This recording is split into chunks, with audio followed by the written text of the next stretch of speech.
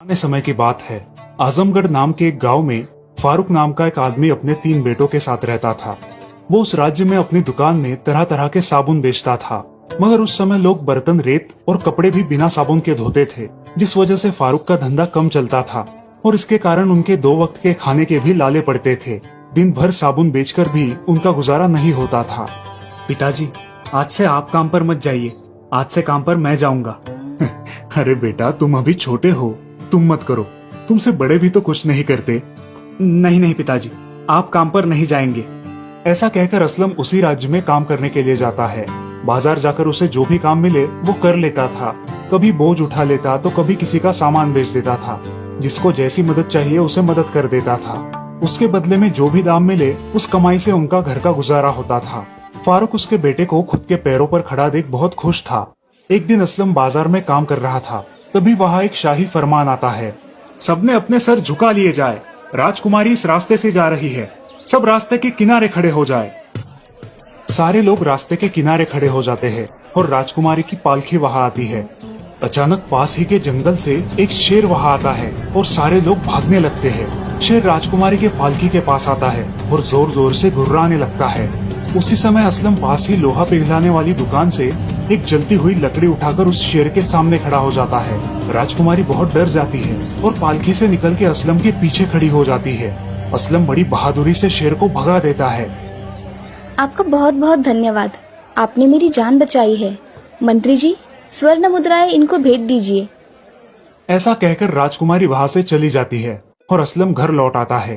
वो कुछ खोया खोया सा है। क्या हुआ असलम, तुम कुछ खोए खोए से हो? कुछ नहीं पिताजी, जिस राजकुमारी को मैंने बचाया उसके बदले में मुझे ये स्वर्ण मुद्राएं मिली है। तो जरा सोचिए, उस राज्य में काम करने वाले लोगों की कितनी कीमत होगी। पिताजी, मुझे लगता है हमें भी उस राज्य में जाना चाहिए। ऐसा सोचकर वे दोनों जाने के लिए निकलते हैं। राज्य से निकलकर उन्हें बहुत घना जंगल लगता है और उस जंगल के खत्म हो जाने के बाद एक बहुत बड़ा रेगिस्तान। रेगिस्तान में दिन में सफर करना मुश्किल होगा, इसलिए वो सोचते हैं कि रात में रेगिस्तान में सफर करेंगे। ऐसे ही दिन बीत रहे थे। एक दिन वे दोनों सोए हुए थे, तभी असलम को किसी आदमी की दर्द भरी आवाज सुनाई दी। असलम उठकर उस आदमी को देखने जाता है। असलम उसके पास जाता है और उसे अपने पास का पानी पिलाता है। वो बूढ़ा आदमी असलम को धन्यवाद देता है और उसे एक जादुई कप देता है। बेटा, इस कप में पानी की 5 बूंदे डालना और ये तुम्हें आगे क्या होने वाला है ये सब बता देगा। ऐसा कहकर वो आदमी गायब हो जाता है और असलम के हाथ में वो कप रह जाता है। असलम अपने पिता को जाकर ये सारी बात बताता है, लेकिन उनका इस पर विश्वास नहीं होता। वो दोनों अपनी आगे की यात्रा करने के लिए निकलते हैं। तभी रास्ते में उन्हें फिर एक जंगल लगता है। अचानक उस घने जंगल से एक शेर बाहर आता है। शेर उनके सामने खड़ा हो जाता है। इस बार उनके पास अपने रक्षण के लिए कुछ भी नहीं है। शेर गुर्राते हुए उनकी तरफ बढ़ने लगता है। उसी समय राजकुमारी चित्रांगना वहाँ मशाल लेके खड़ी हो जाती है।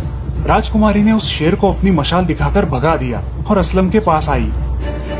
धन्यवाद राजकुमारी, आपने हमारी जान बचाई। धन्यवाद? किस बात का? आपने उस दिन मेरी जान बचाई और आज मैंने आपकी जान बचाई। लेकिन राजकुमारी, आप यहाँ कैसे? मैं अपने पिता के साथ यात्रा के लिए आई थी और यहाँ पे रात को विश्राम करने रुकी हूँ। आप अब हमारे अतिथि बनकर हमारे राज्य में 8 दिन तक रहिए। बाद में आप अपने घर लौट सकते हैं। आप अब हमारे शाही अतिथि हैं। चलिए। असलम अब राजमहल में रहने लगा। एक दिन अचानक उसे उस जादुई कप की याद आई। उसने तुरंत वो कप निकाला और उसमें 5 बूंद पानी डाला। तब उसे दिखाई दिया कि राजा को कोई शैतान मारने वाला है। वो तुरंत ये सूचना राजा को देता है। महाराज, आपकी जान को खतरा है, कोई आपको मारना चाहता है।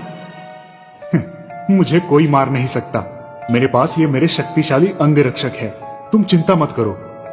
ठीक है महाराज। ये कहकर असलम अपने कमरे में जाता है। उसी दिन की रात को असलम को कुछ अजीब सी आवाजें सुनाई देती है और वो अपने कमरे के खिड़की में से बाहर देखता है। उसे कुछ भी नजर नहीं आता। फिर वो महाराज के कक्ष के यहाँ आता है। तब वो देखता है कि कोई आदमी महाराज को मारना चाहता है। असलम तुरंत महाराज के कमरे में जाता है और उस आदमी को धक्का देकर नीचे गिरा देता है। सिपाहियों, इसे पकड़ो, ये राजा को मारना चाहता है। तभी सारे सिपाही भागकर उस आदमी को पकड़ते हैं। राजा भी नींद से जाग जाता है। राक्षस सारे सैनिकों को धक्का मारकर असलम की ओर जाता है। असलम, पहले तुम मेरे रास्ते का कांटा हो, पहले मैं तुमसे निपटूंगा। बाद में राजा से। ऐसा कह के राक्षस असलम को मारने आता है। तभी असलम की जेब में से वो कप गिर जाता है और राक्षस अपने मूल सिंह के वेश में आता है। तभी उस कप में से एक बूढ़ा आदमी निकलता है और उस सिंह को मार डालता है। सिंह को मार के वो बूढ़ा आदमी भी गायब हो जाता है। असलम, तुमने आज हमारी जान बचाई है। आज से तुम हमारे राज्य के प्रधानमंत्री हो। धन्यवाद महाराज, आपने मुझे इस काबिल समझा। ये सेवक आपकी सेवा में हमेशा तत्पर रहेगा। ये सुनकर राजा भी बहुत खुश हो गया। अब उनके राज्य में कोई समस्या भी नहीं थी। राजकुमारी असलम को मन ही मन चाहने लगी थी और ये इच्छा उसने अपने पिताजी को बताई। तुमने तो मेरे मन की बात छीन ली। मैं भी यही सोच रहा था।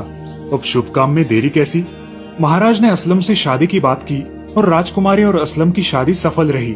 अब पूरे राज्य का कार्यभार प्रधानमंत्री असलम ही संभालने लगा और बहुत जल्द ही राजा ने असलम को अपने राज्य का राजा घोषित किया। इस प्रकार एक साबुन वाले का लड़का एक जिम्मेदार और कर्तव्यशील राजा बन गया। तो दोस्तों, ये कहानी हमें सिखाती है कि अच्छे कर्मों के फल अच्छे ही होते हैं।